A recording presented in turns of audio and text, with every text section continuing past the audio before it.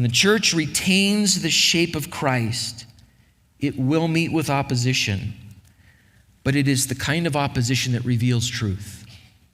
It's the kind of opposition that reveals truth. Think about this very conversation. Just this very quick tension between Jesus and his brothers. They want him to do one thing, they're mocking him, they don't believe. Jesus just doesn't play that game. And the moment we run across this tension, we pay attention to what it means and what Jesus does and says next, it gives us an opportunity to see what's right, what's true, understand who Jesus is. Think about what it's like to take a test at school.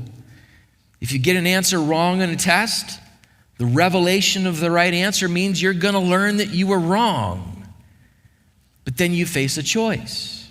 Accept the truth or stick with the wrong answer. Jesus shows up and he says, I am the way, the truth, and the life. So now we have our choice. We follow the way of Jesus Christ, or we just stick with the wrong answer. Os Guinness, in a small book that he wrote years ago, puts it like this: a vital secret of the church's power and glory in history lies in its calling to be against the world, for the world.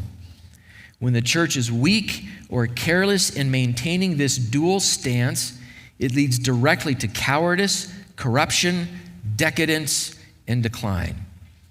The way that we often put it here, and we started talking this way when we went through the book of Acts, we are intended to be different from the world for the sake of the world.